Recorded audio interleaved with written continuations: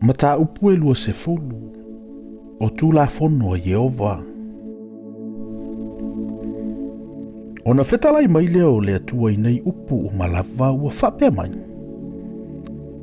O au Yehova lo ua tua. O le na au maia oe nei le nua ai kupito, o le mea sa no fopolonga ai. Awane e fai mo oe ni atua ese i uluma. Awa e te fai mo oe se tupua ua tā. Po se whaatu salava o se mea o ile langi lunga. Po ile whanua i lalo. Po ile sami o i lalo le whanua. Awa e te ifo i ai. Awa foi e te au auna i ai. Awa wau Yehova lo watua.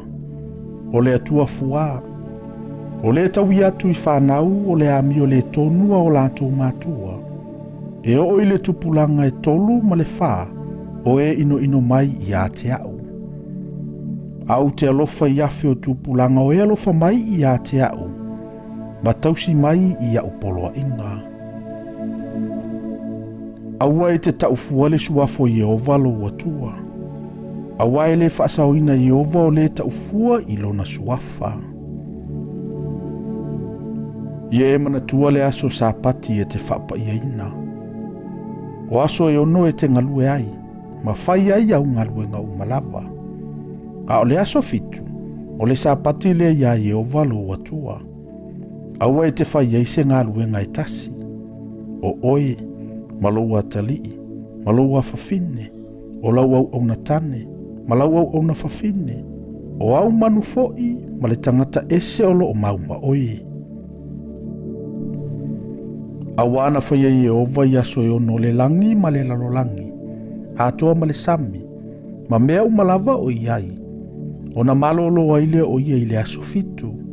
O le mea fo i lea na whaamanuia ai e Yehova le aso sapati, ma na whaapa ia i nai. Ia e ava i lo uta mama lo utina. Ina ia whaaleva le vai o aso i le nuo le afo ina mai e Yehova lo watua ia te oe. Awa e te whasi o te tangata. Awa e te mulilua.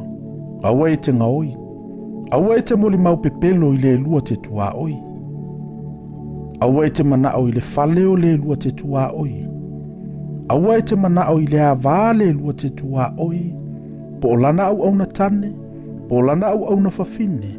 Po o lana povi. Po o lana asini. Po o se tasi mea le lua te tua oi. Ua iloa e le nuu umalava le faititili, ma le wila, ma le taalili o le pu, ma le maunga ua pusa. O na fefefele o le nuu anga tete lava i latou matutu ma mawatu. Wa latou whaapea mai fo i a mose. Ia e tautala mai oe, ia te i matou. Matou te whaalongo i ai. Ai awale fetalai mai le atua ia te i matou. Na i matou oti. Ua tali atu mose i le nuu. Aua tau te fefefe.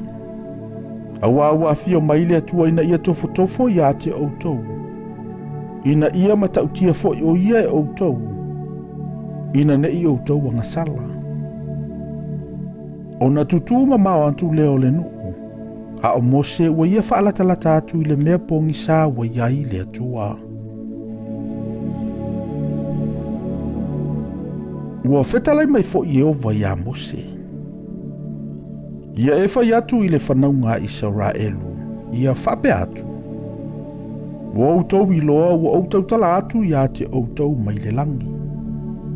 Aua tou te fai atu a rio e whaopopo mai ia te au. Aua foi nei fai atu a auro mo outou. Ia e fai ele fata ele fai a i taulanga ia te au. Ma ia e faitaulanga i ona lunga. O au taulanga mu. Ma au taulanga whaafetai. O au mamoe. Ma au povi. O mea umalava o te whailoa atu ai lo uingoa. O te alu atu ai i a te oe. Ma o whaamanui ai i a te oe. A whaifo i te whaia se whata maa e whaia i taulanga i a te au. Aua le whaia i maa talai. Awa pea e talai i se toi. Ona leanga i lava lea ia te oe. Aua fo'i e te alua I se ala wha ape whai lo ufata Faitaulanga, na I ali ai lo tino.